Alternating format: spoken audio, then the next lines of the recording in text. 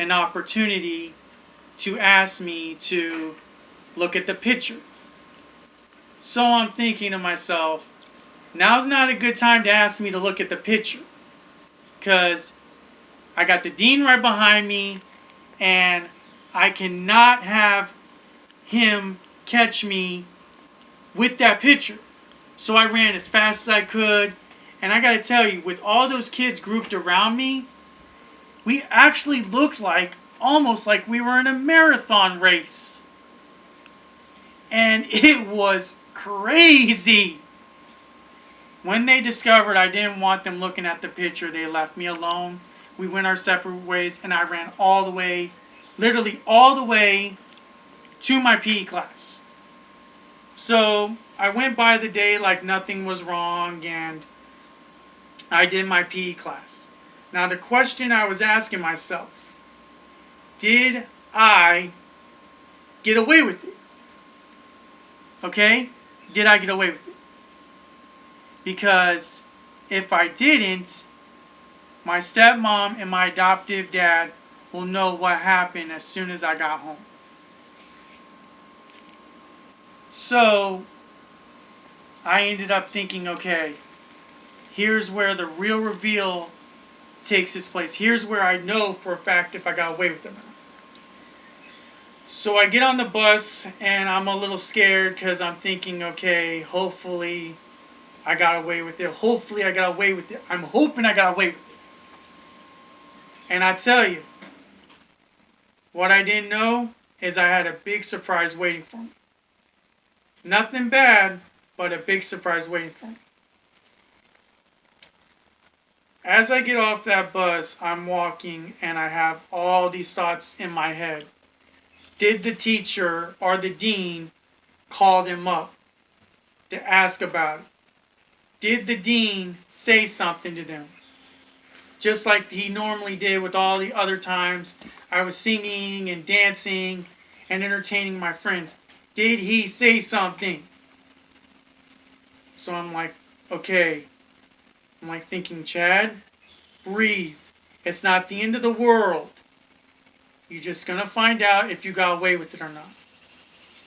As I walk through that door, to my surprise, there's my stepmom, happy to see me. She knew nothing about what happened. And I'm thinking, Chad, you did it. You did it, boy. You did it. You did it. So that's what was going on through my mind.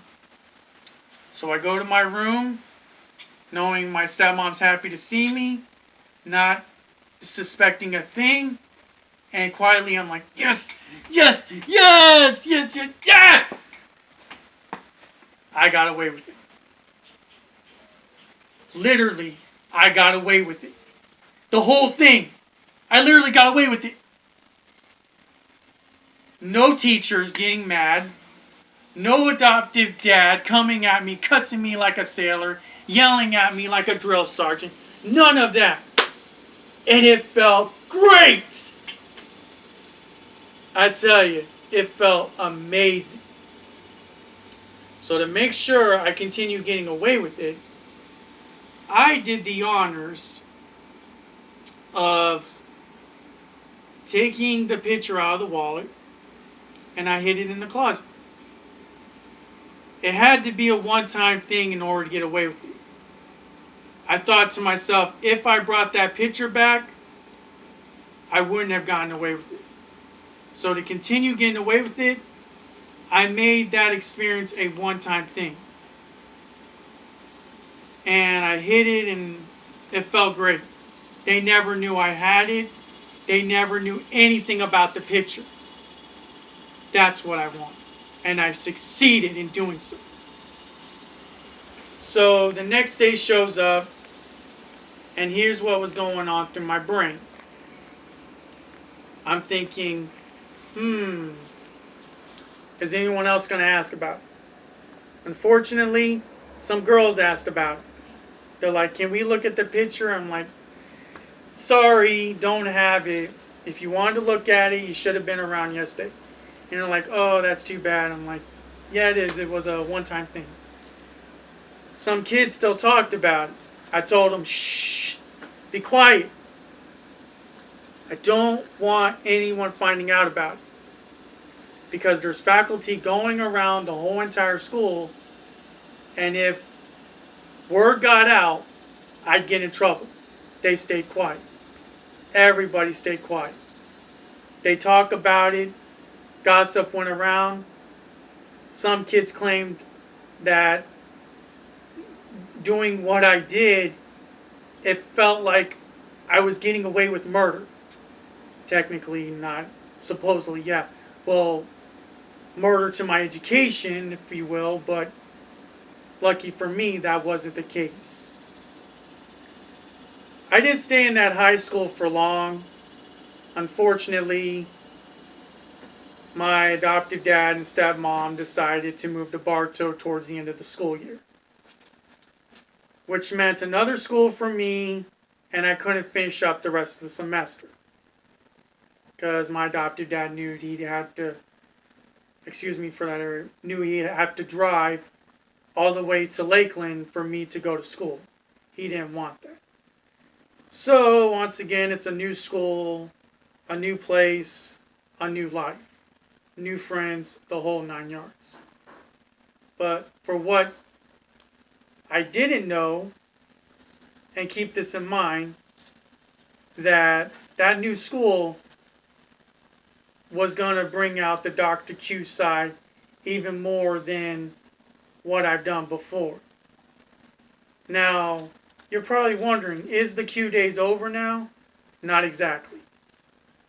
Because in the 4th high school, I continue becoming Dr. Q, or being Dr. Q.